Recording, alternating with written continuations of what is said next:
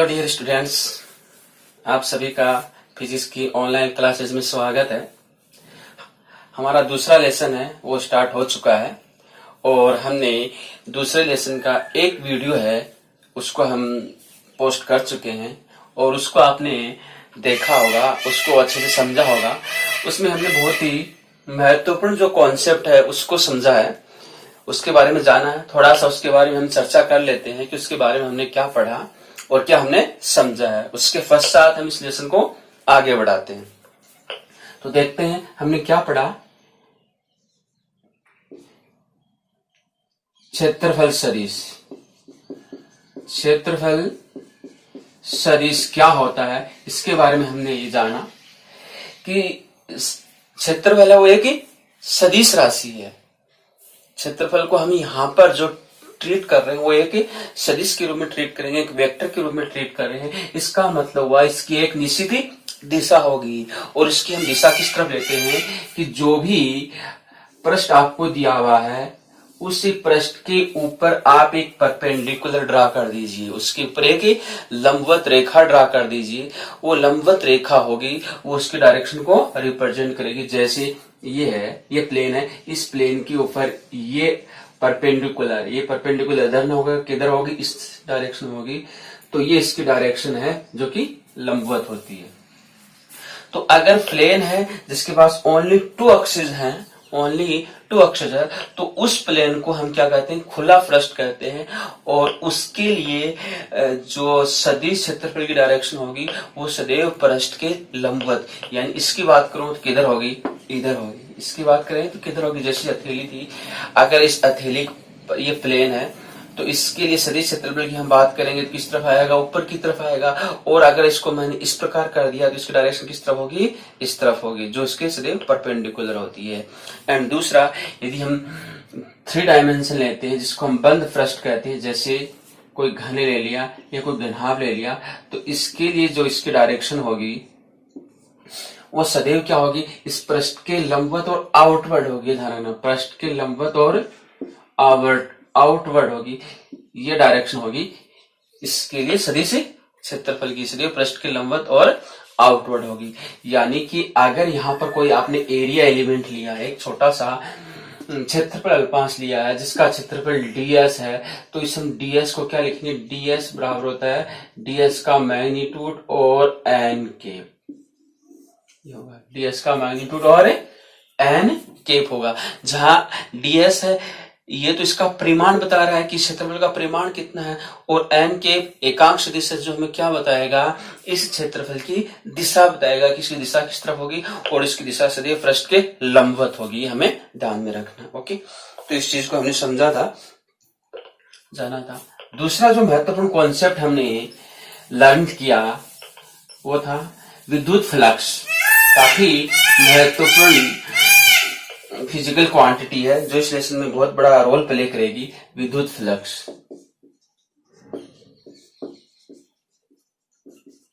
और विद्युत फ्लक्स में हमने क्या जाना कि अगर किसी विद्युत क्षेत्र में, सपोज ये विद्युत क्षेत्र E है,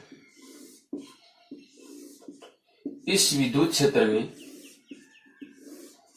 क्षेत्र E में कोई पृष्ठ रखा हुआ, इस प्रकार से ये कोई पृष्ठ रखा हुआ है, इसको हम मान लेते हैं ये इसका ये वाला पोर्शन यहां हमें शो कर रहा है, इसमें ये पृष्ठ रखा हुआ है।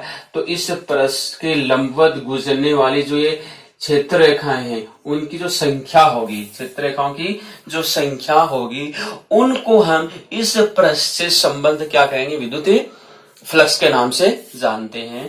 कि ई विद्युत क्षेत्र में ये कोई पृष्ठ रखा हुआ, और ये पृष्ठ कैसा रखा हुआ, इस प्रकार से रखा हुआ है, इसके परपेंडिकुलर है। तो इधर से जितनी भी क्षेत्र रेखा आ रही है वो इसके अंदर से क्या होगी, यहां से यहां तक कितनी रेखाएं इसके अंदर एंटर करेंगी वो सारी की सारी इसके अंदर से पास हो जाएंगी। तो इन संख्याओं को, क्षेत्र रेखाओं की जो संख्या है वो क्या कहलाएगी, इस पृष्ठ से संबंध क्या कहलाएगी, विद्युत फ्लक्स कहलाएगी। जैसे इसमें ये 1 है, 2, 3, 4, 5 रेखाएं इससे गुजर रहे हैं, तो इस पृष्ठ से संबंध फ्लक्स का मान कितना आएगा, 5। संख्यात्मक मान कितना आएगा, 5 आएगा। ठीक है। अब यदि ये जो क्षेत्र है इस पोजीशन में रखा हुआ है तो इसके क्षेत्रफल की जो डायरेक्शन होगी वो सदैव इसके पृष्ठ के लंबवत होती है, यानी क्षेत्रफल की डायरेक्शन भी यही है और ई की डायरेक्शन भी यही है। तो इस समय इसमें से अधिकतम क्षेत्र रेखा इसमें से पास हो पाएंगी। लेकिन आपने क्या कर दिया, इसको थोड़ा सा रोटेट कर दिया। अगर इसको हम थोड़ा सा रोटेट कर देंगे, सपोज करो ये ऐसा रखा हुआ था, ये ऐसा रखा हुआ था। अब अगर इसको मैं ऐसा रोटेट करना शुरू कर दूंगा तो देखिए, इसको ऐसा रोटेट करना शुरू कर दूंगा तो ऊपर से ये रेखा इसमें से नहीं पास होगी और ये रेखा पास नहीं होगी। अब ओनली कितनी हो रही है, 2 रेखा, 1 और 2 रेखा पास हो रही है। जैसे इसको घुमा दिया, इसको ऐसे घुमा दिया, अब इसमें से एक भी रेखा इसमें से पास नहीं हो रही है। यानी ये जो पृष्ठ रखा हुआ इसके ओरिएंटेशन पर डिपेंड कर रहा है। तो यहां पर इसका एक हम अल्पांश एरिया ले रहे हैं और इसकी डायरेक्शन, इसकी सदिश है, ये ds है, ये ds है और ये इसका डायरेक्शन एम के इसकी डायरेक्शन, और इन दोनों के मध्य का कोण क्या बना हुआ, थीटा। दोनों का मध्य का कोण क्या बना हुआ है, थीटा बना हुआ है। तो जो विद्युत फ्लक्स होगा वो 3 क्वांटिटी पर डिपेंड करता है। नंबर 1 किस पर डिपेंड कर रहा है, ई पर डिपेंड कर रहा है। विद्युत जो क्षेत्र है उसके परिमाण और उसकी दिशा पर डिपेंड कर रहा है। दूसरा ds पर डिपेंड कर रहा है, ds के परिमाण और इसके डायरेक्शन पर डिपेंड कर रहा है। एंड तीसरा जो इंपॉर्टेंट है वो थीटा पर डिपेंड कर रहा है, थीटा पर डिपेंड कर रहा है। और यहां से हमारे पास इसका जो फॉर्मूला आता है, फ्लक्स को हम लिखते हैं फाई ई, फ्लक्स को लिखेंगे फाई, स्मॉल एरिया से तो डी फाई ई, और डी फाई बराबर होता है ई डॉट ds होता है। यानी ई और ds का क्या है, अदिश गुणनफल है। ये भी सदिश है, ये भी सदिश है, तो ये हमें मिलेगी वो क्या है, अदिश राशि है। क्योंकि ओनली एक संख्या है, और संख्या क्या है कि जो पृष्ठ है उस पृष्ठ के लंबवत गुजरने वाली बल रेखाओं की संख्या को हमने क्या नाम दिया, फ्लक्स नाम दिया है। या इसको हम ले सकते हैं ई ds कोस थीटा, ई ds कोस थीटा। ये हमारे पास इसका फॉर्मूला प्राप्त होता है। अब ध्यान दीजिए, E और ds अगर कांस्टेंट है, इनके डायरेक्शन भी है एंड इनका मैग्नीट्यूड भी कांस्टेंट हो गया, तो डिपेंड किस पर करेगा, ओनली इस एंगल पर, ओनली इस एंगल पर, इसके ओरिएंटेशन पर है कि ऐसे है फिर ऐसे हो गया फिर घूम गया, इस प्रकार से इस चेंज हो रहा है। तो थीटा चेंज होगा, थीटा चेंज होगा तो फ्लक्स की वैल्यू भी क्या हो जाएगी, चेंज हो जाएगी। अब ध्यान रखना है कि ये जो थीटा, ये एंगल किसके मध्य में, वेरी इंपॉर्टेंट है, नोट करके लिख देना चाहिए। जो फॉर्मूला मैंने लिखाया था यहाँ पर, इस फॉर्मूले के आगे आप नोट करके लिख देना, जहां जो थीटा है वो किसके मध्य है, जहां थीटा विद्युत क्षेत्र, जहां थीटा विद्युत क्षेत्र E तथा सदिश क्षेत्रफल ds के मध्य का कोण है, के मध्य का कोण, ये हमें ध्यान में रखना है। इन दोनों के, यानी कि जो सदिश क्षेत्रफल की डायरेक्शन है, अगर ये है, बात कर रहा हूं, अगर ये पृष्ठ है तो ये जो इसका परपेंडिकुलर जा रहा है ये ds की डायरेक्शन है, ये सदिश क्षेत्रफल की डायरेक्शन है। तो अगर यहां पर, ये तो सपोज करो अगर यहां पर ये इसका है, इसको समझने का प्रयास कीजिए। तो आप देख सकते हैं ये जो वाला है ये ds की डायरेक्शन है, और नीचे वाला जो मैंने मार्कर लगा रहा है ये e की डायरेक्शन है। तो इन दोनों के मध्य का जो एंगल बना हुआ है, ये एंगल जो बना हुआ है, इन दोनों के मध्य का जो एंगल बना हुआ है वो एंगल आपका थीटा है, उसको ध्यान रखना, वो एंगल थीटा है। इन दोनों के मध्य का जो एंगल बना हुआ है ये जो एंगल होगा ये ds की डायरेक्शन है, ये e की डायरेक्शन है। तो इन दोनों के मध्य जो एंगल बन रहा है वो एंगल थीटा है। ध्यान रखिए, ये एंगल थीटा नहीं होगा। अगर ऐसा है तो ये वाला एंगल थीटा नहीं होगा। यहां से यहां तक के बीच में जो एंगल बना हुआ है इसको हम थीटा नहीं कहेंगे, इस एंगल को थीटा, यानी ये तल है, ये जो पृष्ठ है ये पृष्ठ का तल है, ठीक है, ये पृष्ठ का तल है, ये नहीं होगा, ये ध्यान रखना है। ये वाला एंगल थीटा नहीं है, एंगल थीटा किसके मध्य है, इसके मध्य का एंगल है, ये आपको ध्यान रखना है, ठीक है। तो यहां से इंपॉर्टेंट है कि जहां थीटा विद्युत क्षेत्र E तथा सदिश क्षेत्रफल ds के मध्य का कोण है, न कि पृष्ठ के तल, न कि पृष्ठ के तल तथा E के मध्य का कोण, ए के मध्य का कोण, ये ध्यान में रखना आपको, इज वेरी इंपॉर्टेंट है कि जो थीटा है वो विद्युत क्षेत्र ई, यानी विद्युत क्षेत्र की डायरेक्शन ये है, विद्युत क्षेत्र की डायरेक्शन ये है, एंड सदिश क्षेत्रफल है उसकी डायरेक्शन ये है, तो इन दोनों के मध्य का जो एंगल बन रहा है वो थीटा है।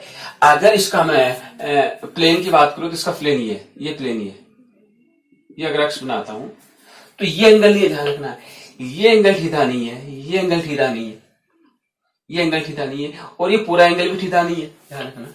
आपको ये भी दे सकते हैं, ये एंगल भी दे सकते हैं कि सदिश क्षेत्रफल और तल के मध्य का एंगल भी दे सकते हैं, या ये तल है, इसको हम तल माने कि ये तल है आपका, ये तल है, ये तल है, इस तल और ई की डायरेक्शन अगर ये हो, ध्यान रखना, ये तल है और ये आपकी ई की डायरेक्शन है, तो इन दोनों के मध्य का एंगल अलग होगा, इन दोनों के मध्य का एंगल अलग होगा। अगर आपको सदिश एन और ई यानी डीएस और ई के मध्य का एंगल ज्ञात करना है, तो इस पर ये परपेंडिकुलर ड्रा किया है, इसको हम ऐसे करें तो अगर आपको ध्यान से दिख रहा है तो ये जो एंगल आएगा, इन दोनों के मध्य का जो एंगल आएगा, इसको सपोज करो, ये ध्यान में रखना है कि ये जो आ रहा है, ये जो आ रहा है ये डीएस की डायरेक्शन है, ये ई की डायरेक्शन है, और आपका तल यूं आ रहा है, यहां से जो क्लियर नहीं बन पा रहा है उसको आप समझने का प्रयास कीजिए। तो यहां पर आप देख सकते हैं, यहां के ऊपर एक एंगल ये बन रहा है, एक एंगल दोनों मार्कर के मध्य बन रहा है, तो जो दोनों मार्कर के मध्य का एंगल है वही आपका थीटा है। ये जो हथेली है, हथेली का जो तल है, और ये फर्स्ट वाला मार्कर है, इसके मध्य का जो एंगल बनेगा वो थीटा नहीं होगा। अगर ये आपको एंगल दिया हुआ है तो आपको ये एंगल ज्ञात करेंगे, तो आपको ध्यान में रखना है कि उसके लिए कैसे आप निकालेंगे, क्योंकि ये सदैव जो एन है ये सदैव इस पृष्ठ के लंबवत होगा, ये हमेशा ध्यान रखना। ये यानी यहां पर 90 डिग्री एंगल बना हुआ है, ये 90 डिग्री एंगल है, यहाँ आपको दिख नहीं रहा, लेकिन दिस इज एंगल इज ये 90 डिग्री एंगल, ये 90 डिग्री एंगल होगा। तो इसको हमें ध्यान में रखना है कि थीटा विद्युत क्षेत्र ई तथा सदिश क्षेत्रफल के मध्य का एंगल है, न कि पृष्ठ के तल तथा ई के मध्य का, पृष्ठ के तल तथा ई के मध्य का एंगल नहीं होगा। ओके, तो यहां से हमने इस विद्युत फ्लक्स के बारे में जाना। तो विद्युत फ्लक्स क्या था कि विद्युत फ्लक्स क्या है, किसी विद्युत क्षेत्र में यदि कोई पृष्ठ रखा हुआ है तो उस पृष्ठ के लंबवत गुजरने वाली विद्युत क्षेत्र रेखाओं की जो संख्या होगी, उस संख्याओं को हम उस पृष्ठ से संबद्ध विद्युत फ्लक्स के नाम से जानते हैं। और ये तीन चीजों पर डिपेंड करता है, ई पर विद्युत क्षेत्र की तीव्रता है, उस पर सदिश क्षेत्रफल है उस पर, और दोनों के मध्य ई तथा डीएस के मध्य के कोण पर। अगर ई और डीएस कांस्टेंट है तो ये डिपेंड करेगा किस पर, ओनली एंड ओनली थीटा पर।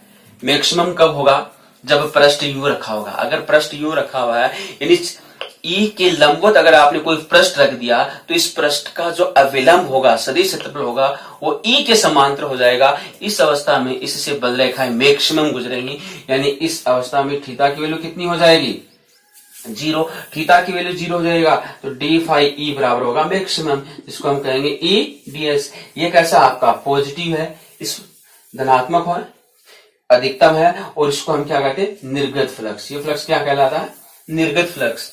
फ्लक्स कैसा कहलाएगा, निर्गत फ्लक्स कहलाएगा।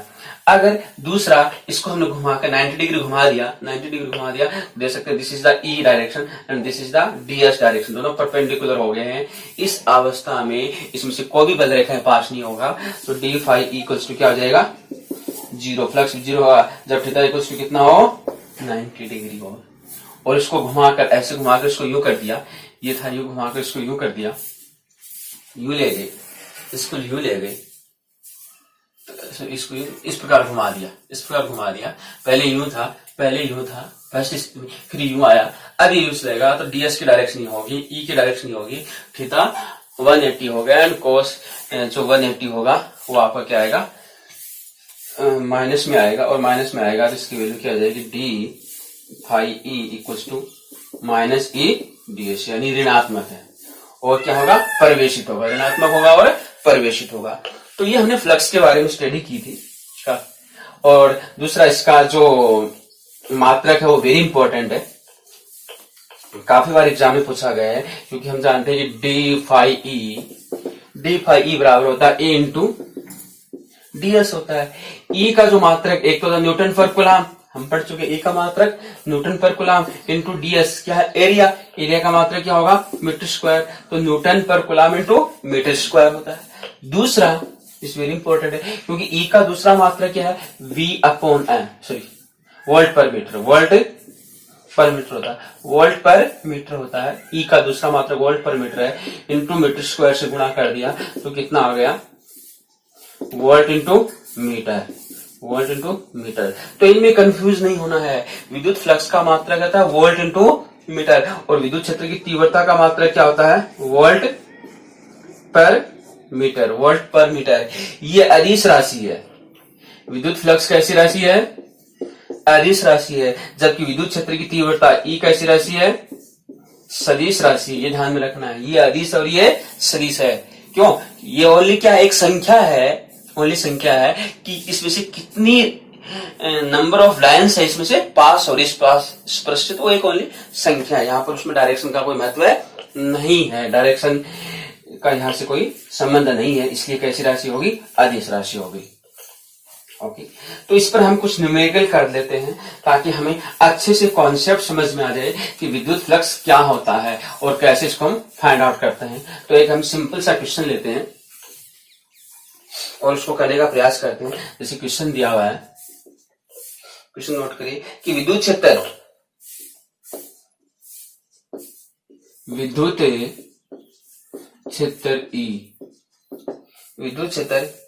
ई दिया हुआ है 200 I के प्लस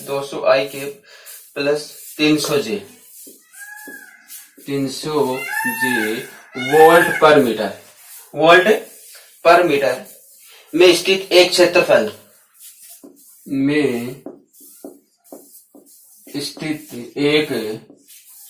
क्षेत्रफल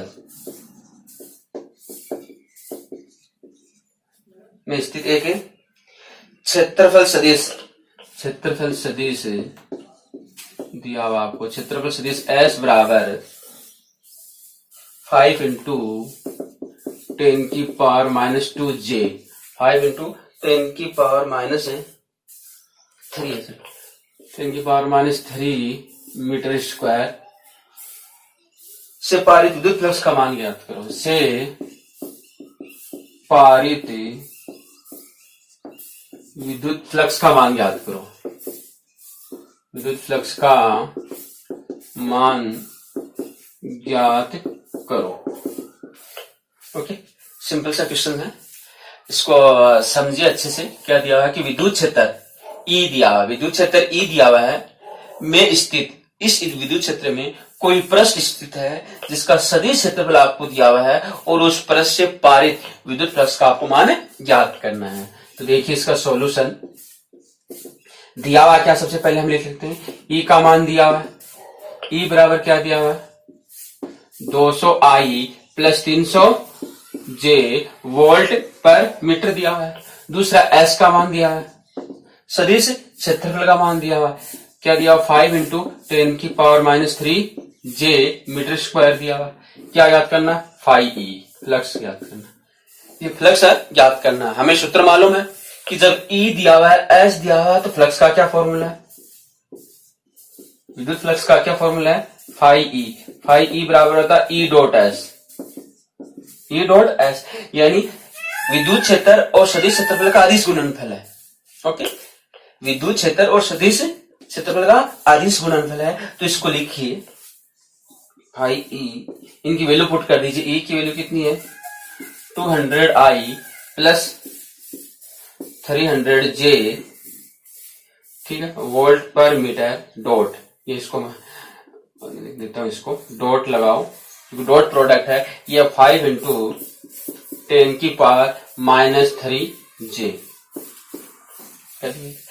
अदिश गुणनफल है। और अदिश गुणनफल आपको आना चाहिए क्योंकि हम 11th क्लास में पढ़ चुके हैं कि अदिश गुणनफल क्या होता है। अदिश गुणनफल क्या होता है कि अदिश गुणनफल में क्या होता है, I dot I equals to J dot J equals to K dot K, क्या होता है 1। अदिश गुणनफल में i dot I, j dot J and k dot K क्या होता है 1, इसके अलावा सारे जीरो। अगर हम लिखें i dot J equals to j dot K equals to i dot K, अगर ये करते हैं तो ये सारे क्या आएगा जीरो, ये सभी क्या आएंगे जीरो आएंगे, क्योंकि यहाँ पर 90 डिग्री एंगल बना हुआ है और कोस 90 क्या होता है जीरो, यहाँ पर 0 डिग्री एंगल बना हुआ है तो कोस 0 क्या होता है 1 होता है। ओके, तो हमें क्या करना है कि अदिश गुणनफल में ये वाले जहां पर भी ये गुणनफल आ रहा है उसको हम 0 करेंगे और यहाँ पर आ रहा है 1 आ रहा है, तो इसके अंदर देखिए हमें क्या करना, i का i से गुणा करना, j का j से गुणा करना और k का k से गुणा करना, इसके अलावा सारे जीरो होंगे अदिश गुणनफल में। तो i को इधर आई नहीं है, इसका मतलब इसका गुणा इसके साथ नहीं होगा क्योंकि जीरो आएगा यहाँ तो यहाँ पर क्या आएगा हमारे पास 5e इक्वल्स टू, ये तो जीरो हो जाएगा, इसको इससे मल्टीप्लाई करेंगे जीरो हो जाएगा।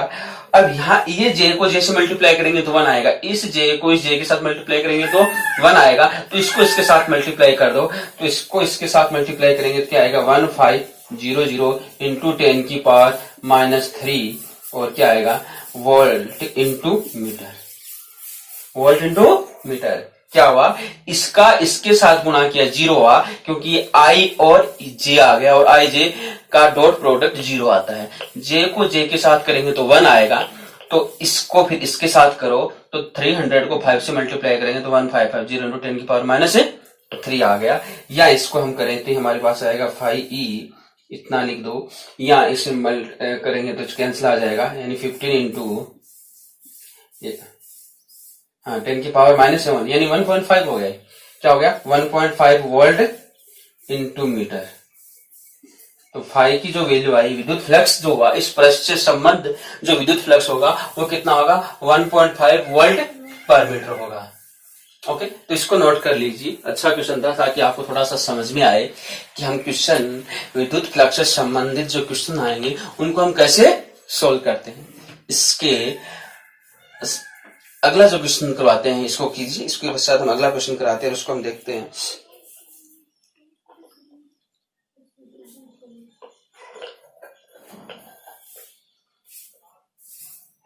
ओके, लिख लीजिए इसको।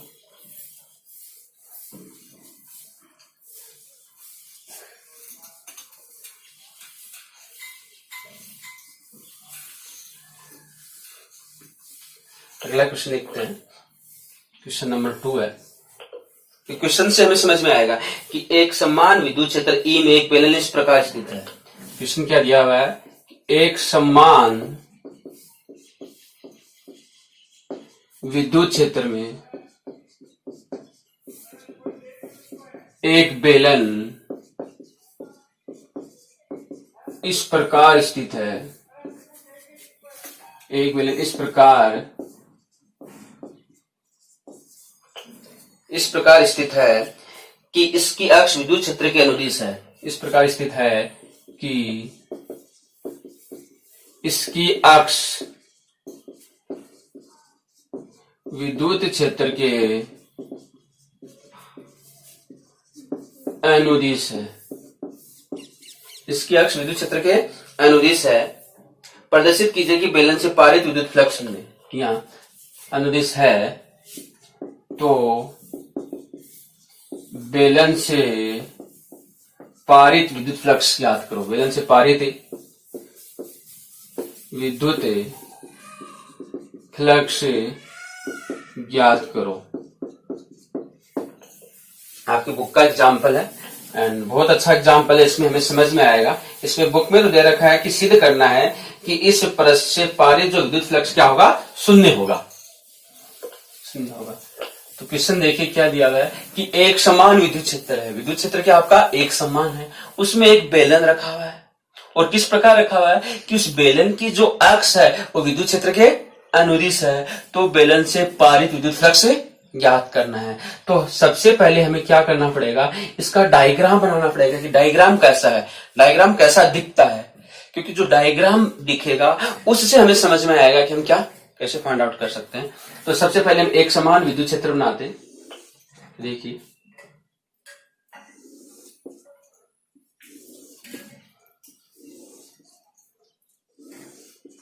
ये एक समान विद्युत क्षेत्र है, एक समान विद्युत क्षेत्र की डायरेक्शन है। इसमें एक बेलन इस प्रकार से स्थित है कि उसकी अक्ष विद्युत क्षेत्र के अनुदिश है। देखो ये बेलन है, बेलन टाइप है। अब इसकी अक्ष कौन सी होगी? ये होगी। इसकी अक्ष कौन सी होगी? ये होगी। यानी इसकी अक्ष विद्युत क्षेत्र के समांतर है, तो ई की डायरेक्शन ही है, तो इस बेलन को हम ऐसे ही रखेंगे। अगर ऐसा रख दिया तो इसकी अक्ष ही हो जाएगी, इसकी अक्ष ही हो जाएगी और ई की अक्ष ही होगी, तो दोनों एक दूसरे क्या हो गए? लंबवत हो गए।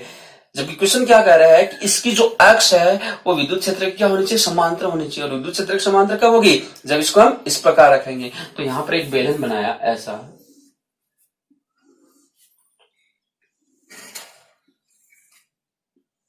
ओके। ये हुआ है। इस बेलन से संबंध जो फ्लक्स कितना होगा उस फ्लक्स को हमें फाइंड आउट करना, उस फ्लक्स को हमें फाइंड आउट करना है। अब ध्यान दीजिए, फ्लक्स फाइंड आउट करने के लिए हमें क्या चाहिए? क्योंकि हमारे पास फ्लक्स का फॉर्मूला क्या होता है? फाई बराबर E S cos theta. Phi बराबर क्या होता है? E S cos theta. अब हमें विद्युत क्षेत्र तो हमें पता है, विद्युत क्षेत्र तो हमें पता है। दूसरा हमें क्या ज्ञात करना है? एक तो एंगल ज्ञात करना है और दूसरा एस क्या होना चाहिए। तो हमें क्या करेंगे? ये जो बेलन है इसके 3 पृष्ठ बनाएंगे। इस बेलन को हम 3 पृष्ठों से मिलकर बना हुआ मान सकते हैं। 3 पृष्ठ कौन कौन से बनाते हैं? एक पृष्ठ में ये बनाता हूं, ये वर्ताकार पृष्ठ, ध्यान दीजिए, ये वाला वर्ताकार पृष्ठ है आपका, ये वाला वर्ताकार पृष्ठ है, ठीक है। इस वर्ताकार पृष्ठ को हम S1 नाम दे देते हैं। ये वर्ताकार पृष्ठ कौन सा हो गया? S1 हो गया। अच्छे से देख लीजिए। एक इसका दूसरा वर्ताकार पृष्ठ है, ये इसका दूसरा वर्ताकार पृष्ठ है, इसको हम S2 नाम दें। समझ में आ रहा कि अगर ये बेलन है तो इसका एक वर्ताकार पृष्ठ ये हो गया, दूसरा वर्ताकार पृष्ठ ये हो गया और बीच वाला इसका क्या होगा? वक्राकार पृष्ठ हो गया। बीच इसका क्या हो गया? वक्राकार हो गया। तो ये वाला पृष्ठ, ये वाला पृष्ठ, ठीक है, ये इसका वक्राकार पृष्ठ हो गया, इसका वक्राकार पृष्ठ होगा, जिसको हम क्या कह रहे हैं? S3, ठीक है। अब सबसे पहले हमें क्या करना है कि ये 3 जो पृष्ठ बनाए हैं इन तीनों पृष्ठों की हमें क्षेत्रफल की जो डायरेक्शन है वो दे, यानी सदिश क्षेत्रफल देखना है। और हम ये समझ चुके हैं कि सदिश क्षेत्रफल की दिशा सदैव पृष्ठ के लंबवत होती है, सदैव पृष्ठ के लंबवत होगी। और ये चूंकि बंद पृष्ठ है तो बंद पृष्ठ के लिए पृष्ठ के लंबवत और किस तरफ होगी? बाहर की तरफ होगी, आउटवर्ड होगी। क्लियर? समझ में? तो यहां से देखिए, इस वाले पृष्ठ के लिए, क्योंकि ये इधर है, ये वाला पृष्ठ की बात करें तो इधर है, तो इसके लिए क्षेत्रफल की डायरेक्शन पृष्ठ के लंबवत, लंबवत क्या होगा? ये पृष्ठ यू बना हुआ यू है, तो इसका लंबवत कितना है? इधर आएगा, इसका लंबवत इधर जाएगा, तो इसकी डायरेक्शन कितनी होगी? ये लो, इस पृष्ठ की ये डायरेक्शन होगी किसकी? S1 की। This is the direction of S1। अब ध्यान दीजिए, ई की डायरेक्शन कहाँ है? इधर है, ई की डायरेक्शन इधर है। यहां पर S2 की बात करें तो S2 उधर है, S2 इधर है, तो इसके लिए लंबवत और बाहर की तरफ किधर होगी? इधर होगी। तो इसके लिए डायरेक्शन क्या होगी? This is the direction of S2। ये किसकी डायरेक्शन है? S2 की, ये S2 की डायरेक्शन होगी। ओके। तीसरा देखिए, आपका ये वक्राकार पृष्ठ है, ये ऊपर वाला पृष्ठ है, ये ऊपर वाला, इसकी डायरेक्शन पृष्ठ के लंबवत किधर होगी? ऊपर की तरफ, इधर जाएगी। पृष्ठ के लंबवत और बाहर की तरफ होती है तो ऊपर की तरफ होगी, तो इसकी ये होगी, ये होगी S3 की direction. This is the S3 की डायरेक्शन।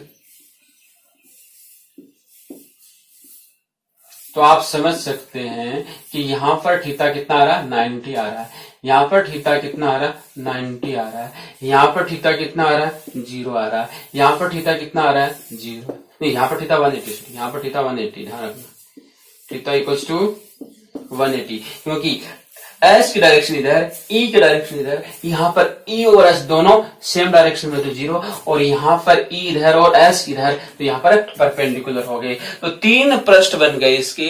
तो 3 पृष्ठों का हम फ्लक्स निकालेंगे और फिर तीनों का ऐड कर देंगे, इसका निकालेंगे, इसका निकालेंगे और इसका निकालेंगे, फिर हम ऐड कर देंगे, तो हमारे पास इस बेलन से संबंध कुल फ्लक्स आ जाएगा। तो इसका सॉल्यूशन देखें तो हम देखते हैं, इसका समझने का प्रयास कीजिए, बहुत अच्छा क्वेश्चन है। इस बेलन को 3 पृष्ठों से मिलकर बना हुआ मान सकते हैं। इस बेलन को 3 पृष्ठों से मिलकर बना हुआ मान सकते हैं। पहला आ जाएगा बायां वर्ताकार पृष्ठ, बायां वर्ताकार पृष्ठ S1। सेकंड आपका आएगा दायां वर्ताकार पृष्ठ S2 तथा तीसरा क्या आएगा मध्य का वक्राकार, मध्य का वक्राकार पृष्ठ S3। ठीक, S3। अब इससे समान फ्लक्स की वैल्यू निकालें तो कितना आएगा, बेलन से संबद्ध विद्युत फ्लक्स, बेलन से संबद्ध विद्युत फ्लक्स कितना आएगा, हमारे पास फॉर्मूला है और फॉर्मूला क्या कहता है फाई ई। फाई ई बराबर क्या आएगा, हमारे पास इंटीग्रेशन आ रहा, क्लोज पाथ का इंटीग्रेशन था E dot S, small L अलग कर दिया, ई डॉट एस हो गया, या हम इसको कर सकते हैं ई एस कोस थीटा, ई एस कोस थीटा हो जाएगा। और फिर ये क्या होगा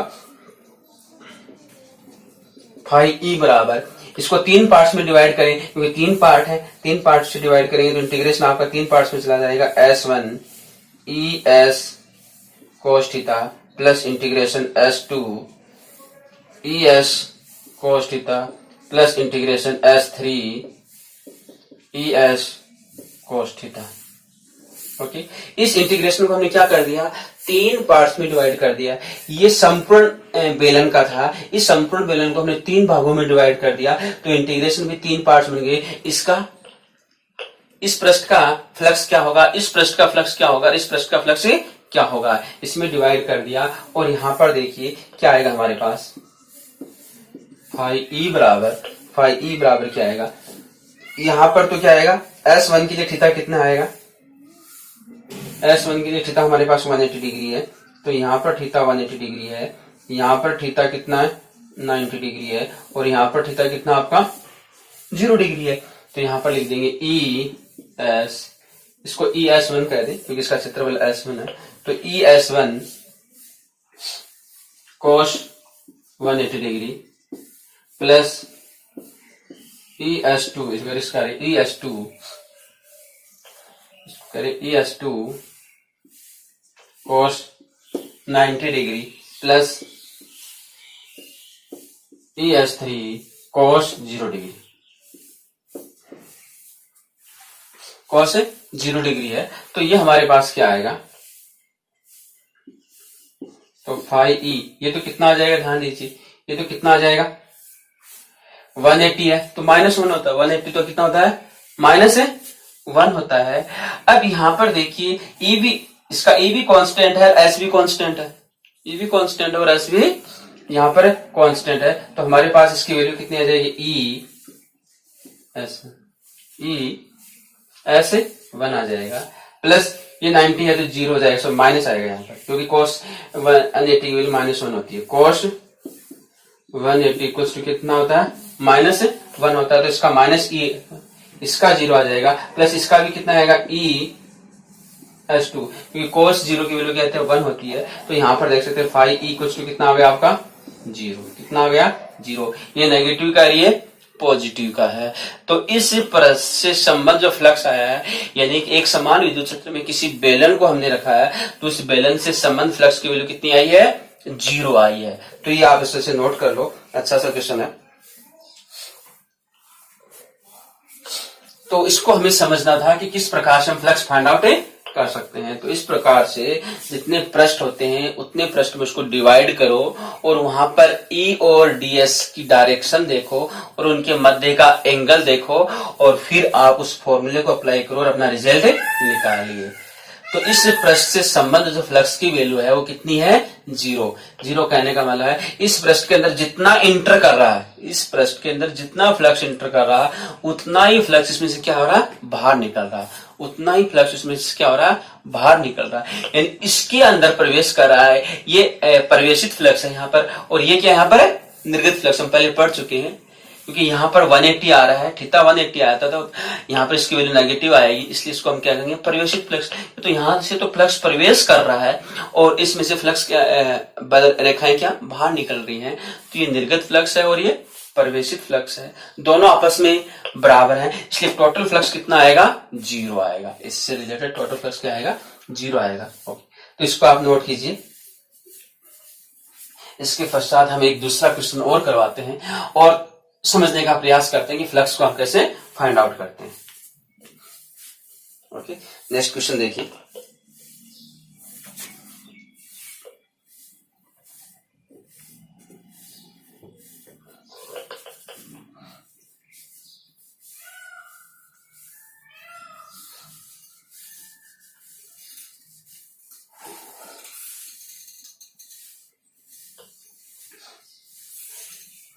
नेक्स्ट क्वेश्चन में लिख रहा हूं, क्वेश्चन नंबर 3 अपना।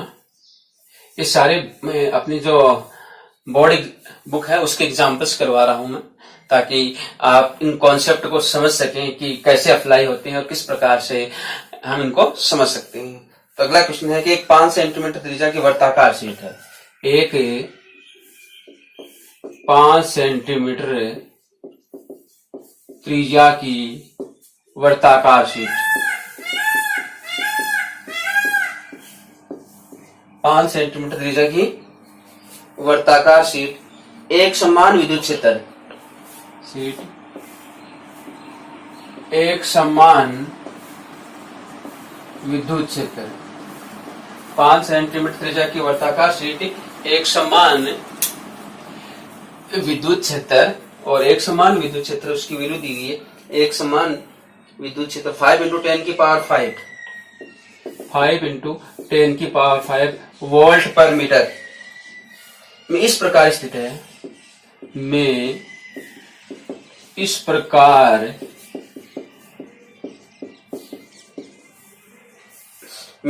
स्थित है, इस प्रकार स्थित है, किसका तल विद्युत क्षेत्र से इस प्रकार स्थित है कि इसका तल विद्युत क्षेत्र से, इस प्रकार स्थित है कि इसका तल विद्युत क्षेत्र से 30 डिग्री का कोण बनाता है, इसका तल विद्युत क्षेत्र से 30 डिग्री का कोण बनाता है। तो 30 डिग्री का कोण बनाता है, तो इसको हम रफ कर देते हैं, आपने लिख लिया होगा इस क्वेश्चन।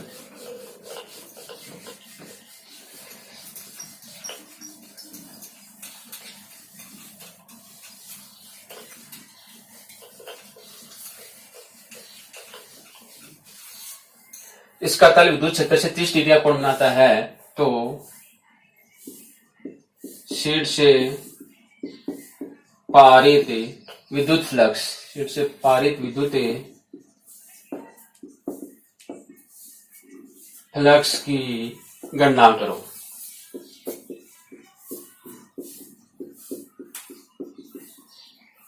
ठीक है, तो देखिए इसका सॉल्यूशन क्या होगा।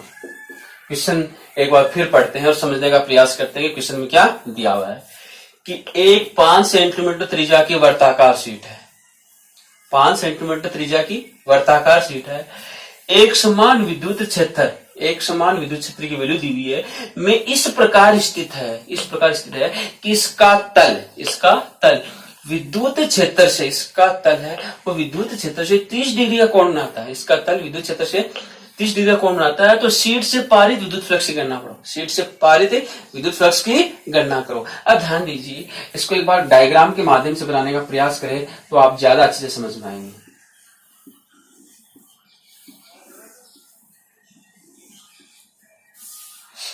ठीक, ये E की direction, this is the direction of E, this is the direction of E, और इसमें हम एक पृष्ठ ले लिया, एक वर्ताकार शीट है, ध्यान दीजिए, एक वर्ताकार शीट हमने ऐसी ले ली। अब ये जो वर्ताकार शीट है, इसका तल, इस वर्ताकार शीट का तल देखिए, इस वर्ताकार शीट का तल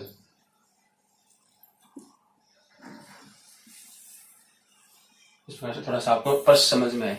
इस वर्ताकार शीट का तल है, ध्यान देना, इस प्रकार स्थित है कि इसका तल विद्युत क्षेत्र से 30 डिग्री का कोण बना। इसका तल तो ये हो गया, ये इसका तल ही है, यानी ये तल है इसका तल है, ये इसका तल, ये ऐसे रखी हुई, ये ऐसे रखी, ध्यान रखना, शीट ऐसे रखी हुई, ई की डायरेक्शन ये है, तो ये एंगल दिया हुआ, क्या दिया हुआ आपको, ध्यान दीजिए, ये वाला एंगल, ये तल है और ये ई की डायरेक्शन है, इसके मध्य का जो एंगल है वो क्या है, 30 डिग्री। इसके मध्य का एंगल क्या है, वो 30 डिग्री है।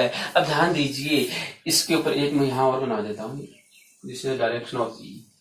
अगर इसके ऊपर मैं, क्योंकि इसका सदिश क्षेत्रफल दूं, तो अगर ये ऐसा है, अगर ये ऐसा है, ये शीट का एक तल यूं है, तो इस पर परपेंडिकुलर ड्रा करेंगे, वो किधर जाएगा, ये जाएगा, समझ में आ रहा है, परपेंडिकुलर इस पर इधर है, आप समझ सकते हैं, इसका परपेंडिकुलर इधर है, और देखता हूं, ये समझ में आया, ये आपकी क्या है, ये सीट है, ये सीट यूं रखी हुई है, ये सीट यूं रखी हुई है, ध्यान दीजिए, इस सीट का तल ये है, ई ये, this is direction of E, this is the direction of E, ये समझ में आ गया, तो ये हो गया, तो ये अगर इसके ऊपर मैं, ये आप क्या आ रहा है, ये जो एंगल बन रहा है वो ऐसे, ये मान लो इसका एंगल ये बन रहा है, ये एंगल बन रहा है।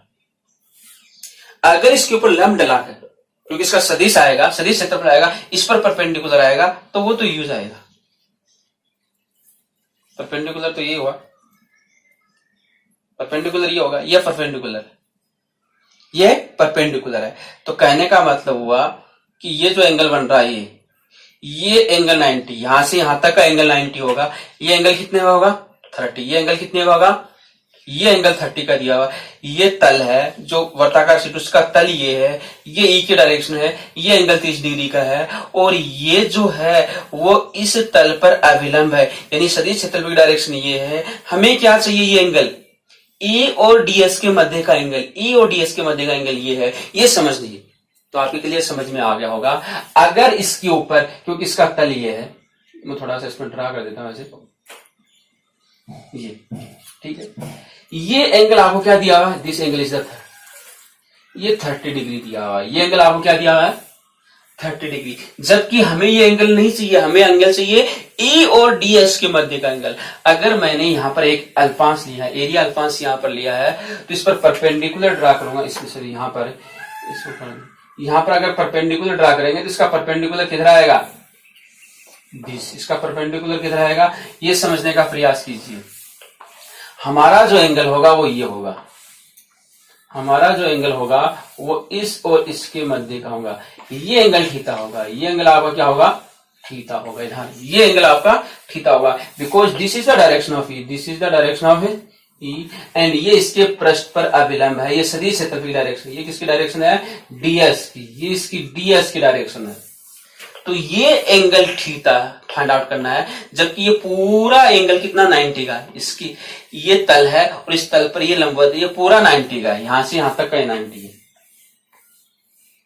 ये 90, ये इस पर 90 डिग्री एंगल है, ये थीटा आ गया, तो ये कितना आएगा, इस 90 में से, इस ये यहां से यहां तक का 90, इस 90 में से इस थीटा को 30 को माइनस कर देंगे तो थीटा की वैल्यू आ जाएगी, तो थीटा इक्वल्स टू कितना आएगा, 90 माइनस 30 इक्वल्स टू 60 डिग्री। ये इंपॉर्टेंट है, इस में जो क्वेश्चन में दिया हुआ है आपको यह समझना है। अगर आपने direct theta equals to 30 degree use किया और आंसर आपने निकाल दिया, आपका गलत हो जाएगा।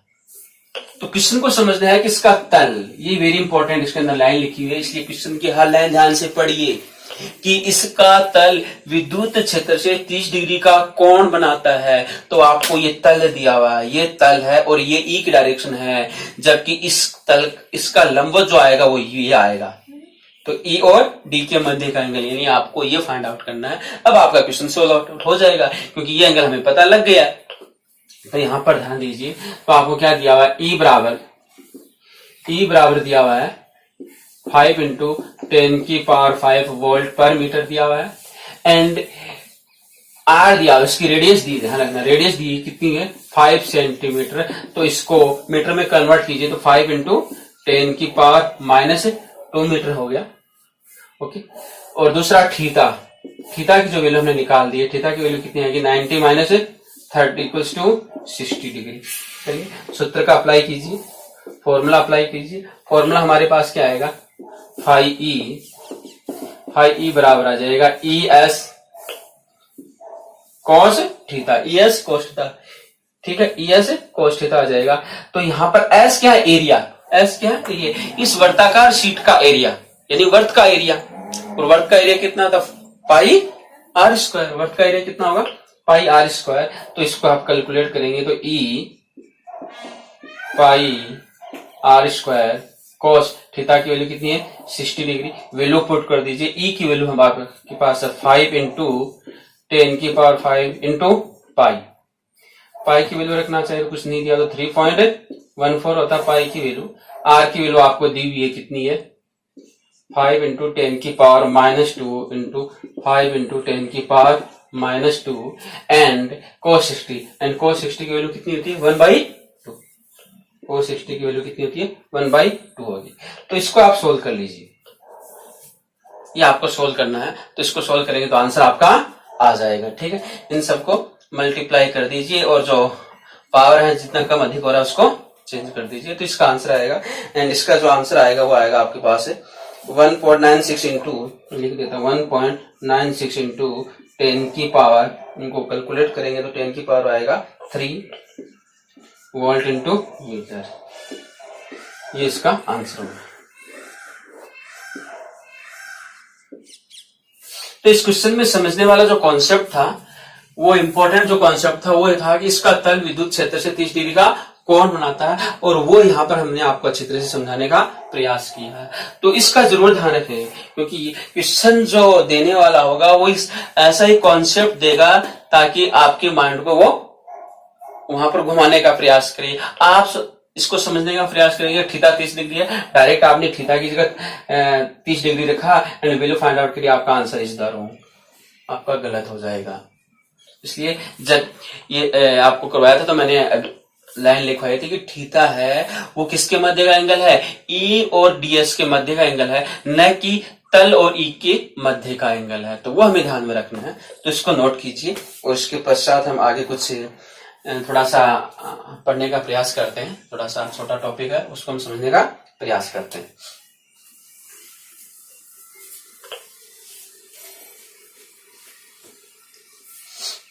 तो काफी इंपॉर्टेंट है, विद्युत फ्लक्स क्या है, इसके हमने 3-4 क्वेश्चन किए हैं और उनसे हमने इस कॉन्सेप्ट को समझने का प्रयास किया। अलग अलग क्वेश्चन टाइप के क्वेश्चन हमने किए हैं, तो हमें समझ में आया है कि कैसे हम क्वेश्चन सोल्व करेंगे और किस प्रकार से हम विद्युत फ्लक्स को फाइंड आउट कर सकते हैं।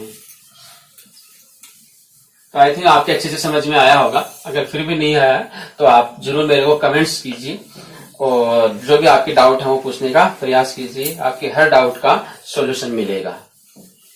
लेकिन ध्यान रहे, जो भी पढ़ रहे हैं वो अच्छे से पढ़ें, वीडियो देख रहे हैं पूरा देखें, क्योंकि जब तक आप पूरा नहीं देखेंगे कुछ समझ में नहीं आएगा। और पहले वाला जो वीडियो था वो देखना जरूरी है, क्योंकि तभी ये समझ में आएगा। आज वाले क्वेश्चन तभी आप कर पाएंगे जब आपने इससे पहले वाला वीडियो था वो आपने पूरा देखा। उसके अंदर मैंने विद्युत फ्लक्स क्या है उसके बारे में अच्छे से बताया है, सदिश क्षेत्रफल क्या होता है उसके बारे में भी अच्छी तरह से बताने का प्रयास किया है। ओके, तो चलो अब हम आगे चलते हैं और हमारा आज का जो टॉपिक है वो लेते हैं। और आज का टॉपिक हमारा है सतत आवेश वितरण। इसको हम कहेंगे सतत आवेश वितरण।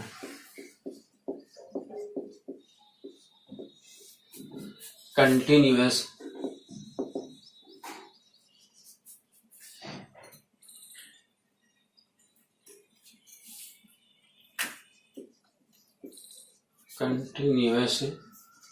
Charge distribution. सतत आवेश वितरण, आवेश का जो वितरण है वो सतत होता है, कंटिन्यूअस होता है। और कंटिन्यूअस का मतलब हम जानते हैं कि सपोज अगर मुझे कोई सतत ग्राफ बनाना है तो मैं क्या करूंगा, पेन यहां पर स्टार्ट किया और ये चलता रहेगा, रुक नहीं सकता, मैं इसको ऐसे नहीं कर सकता, फिर ऐसे नहीं बना सकता, उठा नहीं सकता पेन को। तो ये यहां से यहां तक सतत हो गया, ये ब्रेक आ गया, बीच में क्या आ गया, ये ब्रेक आ गया। तो यहां से यहां तक इसको हम क्या कहेंगे, सतत कहेंगे। ये यहां पर टूट गया है, उसको हम असतत कहेंगे, कि वहां से असतत हो गया है। तो सतत का मतलब हुआ है कि कंटिन्यूअस रहे, बीच में कोई भी ऐसी जगह नहीं है जहां पर उसमें क्या हो रहा, ब्रेक आ रहा हो। तो ऐसे ही आवेश का सतत वितरण है, सतत आवेश वितरण, यानी किसी भी वस्तु पर जो आवेश का वितरण होता है वो कैसा होता है, कंटिन्यूस होता है, सतत होता है, कंटिन्यूस होता है, सतत होता है। जैसे कि हम बात करें कि ये कोई एक छड़ है, कोई चालक छड़ ले लिया हमने, इस चालक छड़ को आवेश दिया गया है, तो इस पर आवेश का जो वितरण होगा वो पूरी तरीके से क्या होगा, सतत होगा। यानी कहने का मतलब है कि ऐसा नहीं हो सकता कि इसके इस वाले पॉइंट पर आवेश हो और यहां पर आवेश नहीं हो, यहां पर आवेश हो और यहां पर आवेश नहीं हो, यहां पर आवेश हो और यहां पर आवेश नहीं हो, यहां पर आवेश हो, यहां पर आवेश नहीं हो, ऐसा नहीं हो सकता। यानी कि इस छड़ के इस पॉइंट से लेकर इसके प्रत्येक पॉइंट पर आवेश का वितरण होगा, प्रत्येक पॉइंट पर आवेश विद्यमान होगा, आवेश उपस्थित होगा। तो इस प्रकार का जो आवेश वितरण है उसको हम क्या कहते हैं, सतत आवेश वितरण। तो ध्यान रखें, इससे पहले हमने आवेश की एक महत्वपूर्ण प्रॉपर्टी पढ़ी थी, आवेश का क्वांटीकृत सिद्धांत, कि आवेश कैसी राशि है, कि क्वांटीकृत राशि है। आवेश कैसी राशि है, क्वांटीकृत राशि। और क्वांटीकृत राशि का मतलब होता है एक पैकेट है, आवेश है वो एक पैकेट के रूप में उपलब्ध होगा, उससे कम आवेश उस पर नहीं आ सकता है, उससे कम आवेश उस पर नहीं आ सकता है। यानी कि जो आवेश आएगा वो क्वांटा के रूप में आएगा, 1 इलेक्ट्रॉन के रूप में, 2 इलेक्ट्रॉन के रूप में, 3 इलेक्ट्रॉन के रूप में, 4 इलेक्ट्रॉन के रूप में। तो यहां से हम देख रहे हैं इनमें तो बीच में गैप आ गया, 1 से 2 आ गया, 1 से 2 आ गया, 2 से 3, 3 से क्या हो गया, 4 आ गया। कहने का मतलब है कि ये आवेश का क्वांटीकृत मान है, ये आवेश का क्वांटीकृत मान है। और ये क्वांटीकृत मान किसी वस्तु पर कैसे रहेगा, सतत रहेगा, किसी वस्तु पर कैसे रहेगा, सतत रहेगा। समझ में आ रहा कि जो क्वांटीकृत आवेश है वो किसी वस्तु पर जो उपस्थित होगा वो किस रूप में होगा, सतत रूप में होगा। जैसे ये मार्कर है, अगर ये चार्ज है, आवेशित है, तो इसके प्रत्येक पॉइंट के ऊपर आवेश होगा, और प्रत्येक पॉइंट पर जो आवेश आएगा वो कैसा आवेश आएगा, 1 इलेक्ट्रॉन के बराबर, या 2 इलेक्ट्रॉन के बराबर, या 3 इलेक्ट्रॉन के बराबर, या 4 इलेक्ट्रॉन के बराबर होगा। लेकिन इसके ईच पॉइंट पर होगा, इसके प्रत्येक बिंदु पर उपस्थित होगा, प्रत्येक पॉइंट पर होगा, यहां पर भी होगा, यहां पर भी होगा, यहां पर भी होगा, सब जितने भी इस पर पॉइंट बन सकते हैं, जितने भी इसके ऊपर पॉइंट आप बना सकते हैं, कहीं पर भी आप टच करो, कहीं पर भी आप इसको टच करो, वहां पर आपको क्या मिलेगा, चार्ज मिलेगा, वहां पर आपको चार्ज प्राप्त होगा। तो ऐसा जो आवेश का वितरण है वो है सतत आवेश वितरण। तो कहने का मतलब है आवेश का जो क्वांटीकृत रूप है वो सतत रूप से वितरित होता है, आवेश का क्वांटीकृत रूप है वो क्या होता है, सतत रूप से वितरित होता है। तो इसको हम लिख लेते हैं। और आवेश का जो वितरण है उसको हम 3 प्रकार से स्टडी करेंगे। तो पहले इसको लिख लीजिए, सतत आवेश वितरण क्या है।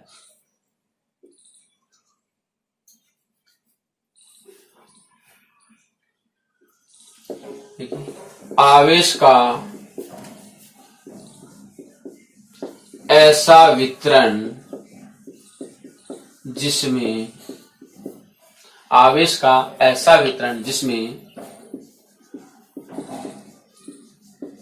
क्वांटीकृत आवेश, आवेश का ऐसा वितरण जिसमें क्वांटीकृत आवेश सतत रूप से, क्वांटीकृत आवेश सतत रूप से विद्यमान होता है, क्वांटीकृत आवेश सतत रूप से विद्यमान होता है, सतत आवेश वितरण कहलाता है।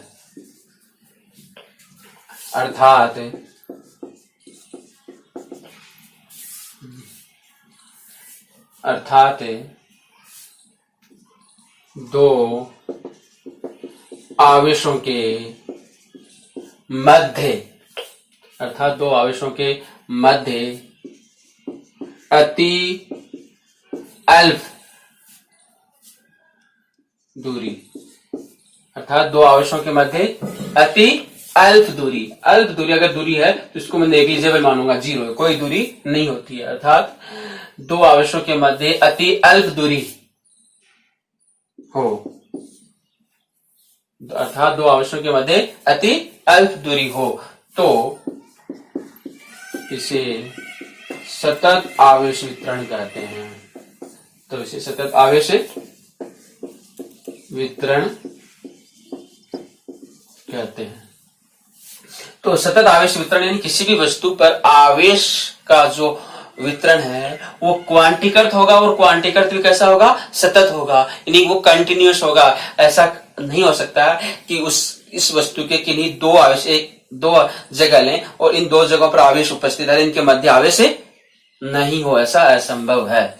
तो किसी वस्तु पर आवेश का ऐसा वितरण, ऐसे लिखो किसी वस्तु पर, यहां पर ऐसा लिखो, किसी वस्तु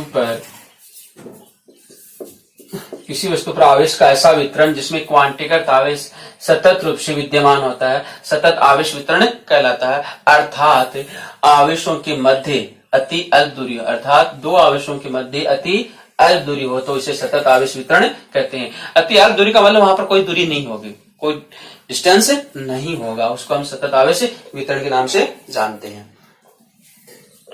ओके, इसको नोट कर लीजिए। इसके पश्चात देखिए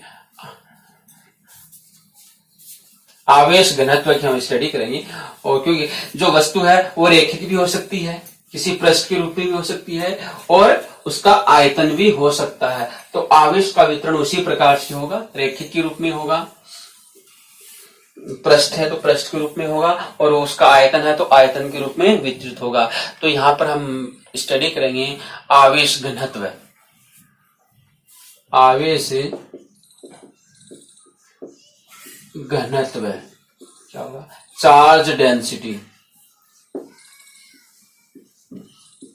चार्ज डेंसिटी। और आवेश घनत्व है, आवेश घनत्व वितरण है वो तीन प्रकार का होता है। आवेश घनत्व है वो, उसको हम क्या पढ़ेंगे, तीन प्रकार से पढ़ेंगे कि आवेश घनत्व तीन प्रकार का होता है। पहला रेखीय आवेश घनत्व, रेखीय आवेश घनत्व,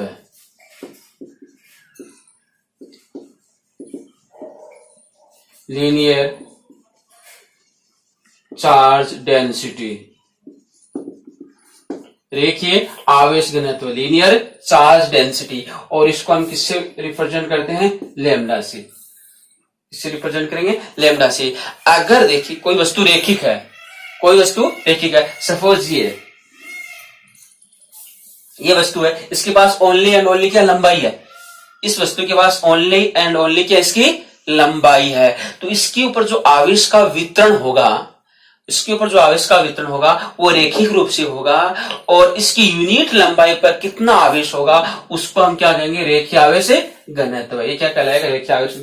जैसे इसके ऊपर इसको एक समान रूप से आवेशित किया गया, प्लस आवेश, इसको प्लस क्यों आवेश दिया गया है, इसको हमने प्लस क्यों आवेश दिया गया, और इसकी लंबाई कितनी है, एल है।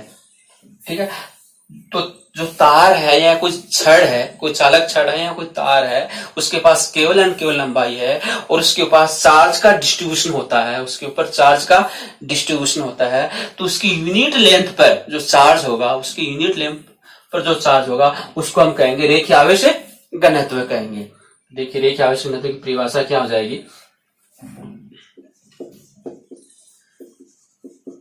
किसी वस्तु की एकांक लंबाई, किसी वस्तु की एकांक लंबाई आवेश की मात्रा, किसी वस्तु की एकांक लंबाई या किसी वस्तु पर एकांक लंबाई आवेश की मात्रा, किसी वस्तु पर एकांक लंबाई आवेश की मात्रा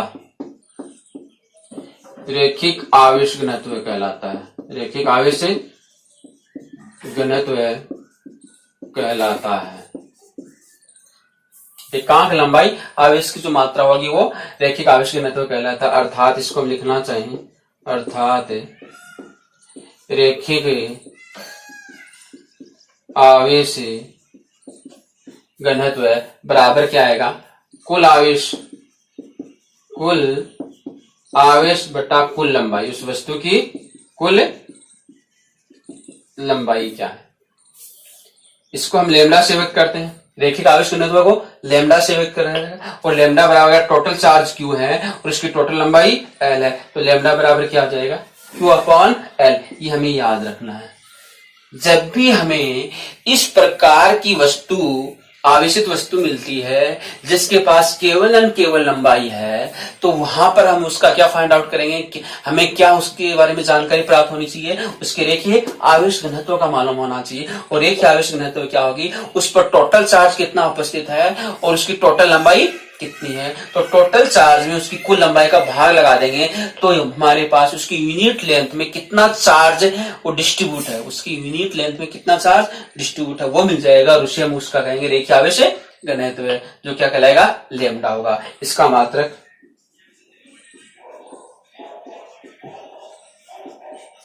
मात्रक क्या होगा, क्योंकि ये आवेश है, चार्ज होगा, चार्ज पर मीटर, तो चार्ज पर मीटर यानी कूलाम पर मीटर होगा, कूलाम पर मीटर होगा।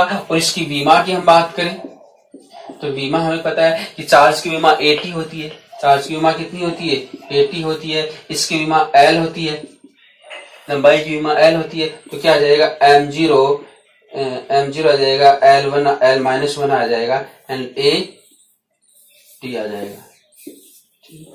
तो ये इसका एग्जाम्पल आ जाएगा रेखीय, जैसे चालक तार, एग्जाम्पल हम इसका एग्जाम्पल लिखें तो इसका क्या है, चालक तार, या चालक तार कह दें, या चालक छड़ कह दें, या वल्ले रिंग जिसकी हम बात करें, रिंग के पास ओनली क्या लंबाई होगा। अगर आप चालक तार को, किसी तार को दोनों सिरों को मिला दे तो क्या बन जाएगी, रिंग बन जाएगी। तो वो जो यहाँ पर अगर चालक तार आता है या कोई रिंग आती है तो वहां पर हमें क्या फाइंड आउट करना पड़ेगा, उसका रेखीय आवेश घनत्व पता लगाना पड़ेगा कि वो क्या होगा। और रेखीय आवेश घनत्व उसके कुल चार्ज में उसकी कुल लंबाई का भाग लगाने पर प्राप्त होगा। ओके, और ये किस रूप से, सतत रूप से वितरित है, यानी इसके किसी भी दो बिंदुओं के मध्य कोई गैप नहीं होता, चार्ज उपस्थित होगा। और कैसा होगा, क्वांटीकृत चार्ज होगा। ध्यान रखना, किसी भी वस्तु पर जो आवेश आता है वो क्वांटीकृत होगा, इलेक्ट्रॉन पर आवेश का सदैव फ्रंट गुणज होगा, और वही कंटिन्यूअस डिस्ट्रीब्यूट होता है, उसी को हम कंटिन्यूअस डिस्ट्रीब्यूशन के रूप में व्यक्त करते हैं। तो पहला हमने पढ़ा रेखीय आवेश घनत्व, अगर कोई जिसके पास लंबाई है और अगर जिसके पास क्षेत्रफल है तो उसका पृष्ठ आवेश घनत्व हो जाएगा। अगर हमारे पास कोई ऐसी वस्तु है जिसके पास लंबाई भी है और उसके पास चौड़ाई भी है तो उसका पृष्ठ होगा, उसका क्षेत्रफल होगा। तो उसके क्षेत्रफल, एकांक क्षेत्रफल पर जो आवेश होगा, वितरित होगा, उसको हम क्या कहेंगे, पृष्ठ आवेश घनत्व कहेंगे। तो दूसरा हमारा क्या आएगा, पृष्ठ आवेश घनत्व, पृष्ठ आवेश घनत्व। तो ये हो जाएगा surface charge density, surface charge density. और इसको हम सिग्मा, ये ग्रीक वर्ड है, सिग्मा से व्यक्त करेंगे, surface charge density Greek word है, इसको सिग्मा से व्यक्त किया जाएगा। ओके, तो पृष्ठ आवेश घनत्व क्या होगा, अगर हमारे पास कोई ऐसा पृष्ठ है, अगर हमारे पास कोई ऐसा पृष्ठ है जिसकी ये आपको लंबाई दी है, ये इसकी चौड़ाई है b है और ये इसकी लंबाई है, तो इसके पास क्या होगा, क्षेत्रफल होगा। और इसको अगर आवेशित किया गया है और वो आवेश इसके अंदर एक समान रूप से वितरित होगा, सतत रूप से, क्वांटीकृत आवेश है वो क्या होगा, इस पर सतत रूप से वितरित हो, यानी प्लस क्यू आवेश। और इसका एरिया लेंगे तो एरिया कितना आ जाएगा, ए बराबर आएगा बी इंटू एल, ए बराबर क्या आएगा, बी इंटू एल। तो इसके यूनिट एरिया में ये जो चार्ज है वो कितना डिस्ट्रीब्यूट हुआ है, कितना वितरित हुआ है, उसको इसका हम क्या कहेंगे, पृष्ठ आवेश घनत्व कहेंगे। तो पृष्ठ आवेश घनत्व क्या हुआ,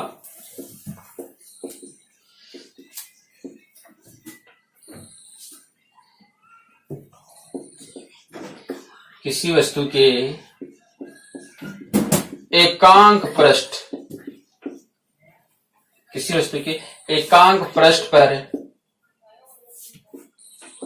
आवेश, किसी वस्तु के एकांक क्षेत्रफल है, किसी वस्तु के एकांक पृष्ठ पर आवेश, पृष्ठ आवेश घनत्व कहलाता है। पृष्ठ आवेश घनत्व कहलाता है।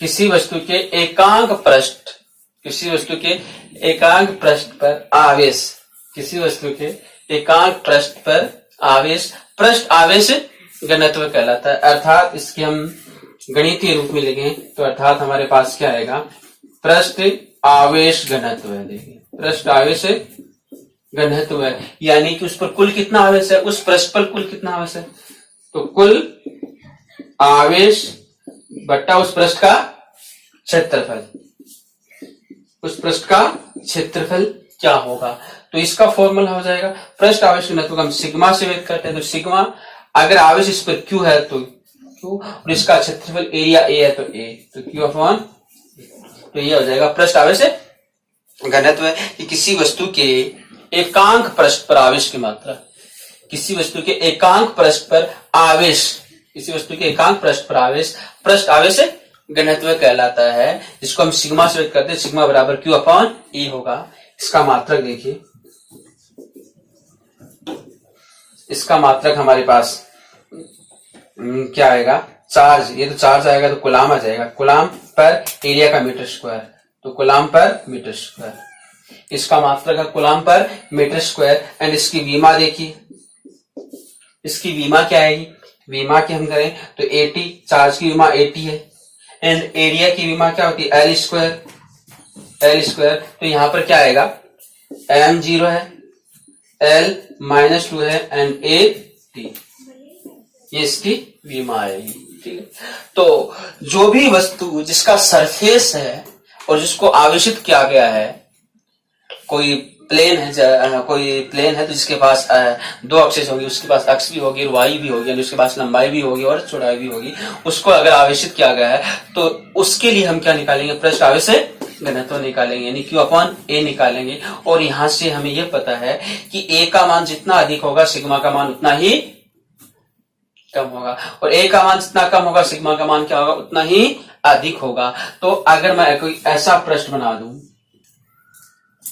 अगर कोई ऐसा पृष्ठ बना दूं, ऐसा पृष्ठ बना दें, तो यहां देखिए ये इसका नुकीला सिरा होगा, यहां पर इसका एरिया कम है, यहां पर इसका एरिया कम है, और यहां पर इसका एरिया ज्यादा है। तो कहने का मतलब यहां पर पृष्ठ आवेश घनत्व क्या होगा, अधिक होगा, और यहां पर पृष्ठ आवेश घनत्व क्या होगा, कम होगा। तो नुकीले सिरे पर पृष्ठ आवेश घनत्व इसका अधिक होगा, इस पर क्या होगा, कम होगा। तो इस प्रकार से हम देख सकते हैं। तो जहां पर भी हमें पृष्ठ मिलेगा, आवेशित पृष्ठ मिलेगा, उसके लिए हम सिग्मा फाइंड आउट करेंगे। तो ये पृष्ठ आवेश घनत्व था।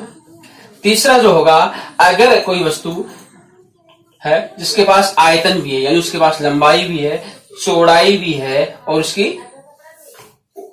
मोटाई भी है, लंबाई चौड़ाई मोटाई, या उसके पास ऊंचाई भी है, तो उस पर जो आवेश का वितरण होगा वहां पर हम आयतन आवेश घनत्व निकालेंगे। उसके लिए हम क्या निकालेंगे, आयतन आवेश घनत्व। तो तीसरा जो हमारा टाइप है वो है आयतन आवेश घनत्व, आयतन आवेश घनत्व यानी volume charge density, volume charge density. और इसको हम किससे, रो, ये ग्रीक वर्ड है, रो से रिप्रेजेंट करते हैं। यानी यदि कोई वस्तु 3 डायमेंशन है, इस प्रकार से यदि कोई वस्तु 3 डायमेंशन है और इसको आपने आवेशित किया है, तो इसके अंदर चार्ज का जो डिस्ट्रीब्यूशन होगा, इसी इसके अंदर चार्ज का डिस्ट्रीब्यूशन इस प्रकार से, इसके अंदर चार्ज का डिस्ट्रीब्यूशन होगा, क्यों चार्ज है। तो इसके लिए हम क्या निकालेंगे, रो निकालेंगे। इसके लिए हम क्या निकालेंगे, रो निकालेंगे, क्योंकि इसके पास लंबाई भी है, चौड़ाई भी है और ऊंचाई भी है। तो इसके अंदर आवेश का जो डिस्ट्रीब्यूशन होता है, तो इसके यूनिट वॉल्यूम में यानी एकांक आयतन में आवेश कितना है, वो इसका क्या कहलाएगा, आयतन आवेश घनत्व कहलाएगा। एकांक आयतन में जो आवेश है वो इसका आयतन आवेश घनत्व कहलाएगा। तो इसकी परिभाषा आ जाएगी कि किसी वस्तु के इकाई आयतन में आवेश, किसी वस्तु के इकाई आयतन में आवेश आयतन आवेश घनत्व कहलाता है। आयतन आवेश घनत्व कहलाता है। अर्थात इसका अगर हम फॉर्मूला निकालें तो इसका फॉर्मूला क्या बनेगा, आयतन आवेश घनत्व बराबर क्या आएगा, आवेश बटा आयतन, आवेश बटा आयतन, आवेश बटा आयतन आएगा। और इसको हम किससे रिप्रेजेंट करते हैं, रो से। तो रो बराबर चार्ज कितना इस पर, क्यों चार्ज है, इसका वॉल्यूम कितना होगा, वी। वॉल्यूम कितना है, वी। तो रो बराबर क्यू अपॉन वी, इसका वॉल्यूम वी है, इसका वॉल्यूम वी है।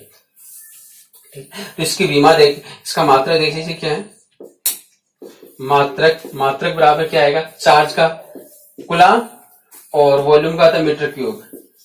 तो चार्ज बटा मीटर क्यूब। एंड इसकी विमा जो आएगी, विमा कितनी आएगी, विमा क्योंकि हम जानते हैं चार्ज की विमा होती है AT, चार्ज की विमा AT होती है, वॉल्यूम की विमा L3 होती है, L3 होगा। तो कितना आएगा, m0 L-3 A and T। ये इसका विमीय समीकरण बन जाएगा। और इसका कहाँ काम में आने वाला है, ऐसी वस्तु जो 3 डायमेंशन है, जैसे घन हुआ, घनाभ हुआ, ठीक है, बेलन हुआ, शंकु हुआ, इस टाइप की जो होंगी, वहां पर हम गोला हुआ, 3 डायमेंशन है, गोला है, अगर गोले पर आवेश का जो वितरण होगा तो वहां पर हम क्या निकालेंगे, वॉल्यूम चार्ज डेंसिटी। ध्यान रखना, अगर हमें कोई वायर दिया हुआ है, अगर कोई वायर दिया हुआ है, क्योंकि वायर के पास केवल लंबाई है, तो वहां पर हम रेखीय आवेश घनत्व निकालेंगे। और यदि हमें कोई परत दी हुई है, कोई प्लेन दिया हुआ है, उस पर चार्ज डिस्ट्रीब्यूशन हो रहा है, तो वहां पर हम पृष्ठ आवेश घनत्व निकालेंगे। और यदि हमें जैसे गोला दिया हुआ है, बेलन दिया हुआ है, शंकु दिया हुआ है, इस प्रकार है, तो उसके ऊपर जो आवेश का डिस्ट्रीब्यूशन हो रहा है, तो वहां पर हम क्या निकालेंगे, आयतन आवेश घनत्व निकालेंगे। आयतन आवेश घनत्व क्या होता है, सिग्मा होता है, सिग्मा सॉरी रो होता है, रो बराबर क्यू अपॉन वी होगा। तो आज हमने इन चीजों के बारे में स्टडी की है कि आवेश का जो सतत आवेश का जो वितरण है, यानी कि क्वांटीकृत आवेश है, वो किसी वस्तु पर सतत रूप से विद्यमान होगा।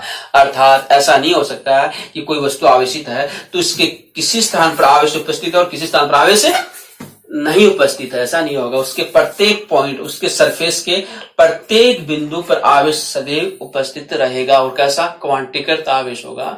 इससे हम सतत आवेश वितरण करेंगे। और यहाँ पर हमने 3 प्रकार के आवेश घनत्व के बारे में पढ़ा है। रेखीय आवेश घनत्व है जिसके पास केवल लंबाई होगी, पृष्ठ आवेश घनत्व है जिसके पास लंबाई एवं चौड़ाई दोनों होती है, एंड आयतन आवेश घनत्व है जिसके पास लंबाई भी है, चौड़ाई भी है एवं ऊंचाई भी है। तो वहां पर हम आयतन आवेश घनत्व फाइंड आउट करेंगे।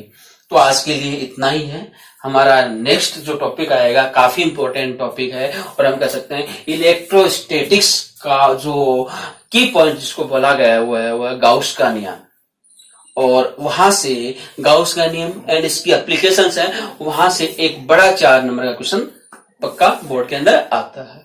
तो इतना आप पढ़िए, इतनी चीजों को समझिए ताकि हम गाउस का नियम एंड इसके एप्लीकेशंस को पढ़ें तो अच्छे से समझ में आ जाए। और ध्यान रखें, वीडियो पूरा देखें, अच्छे से देखें, और जितना इसको आप सब्सक्राइब और शेयर करेंगे उतना ही अपन मजबूती होगी और उतना आगे हम बढ़ेंगे। ओके, थैंक यू, धन्यवाद।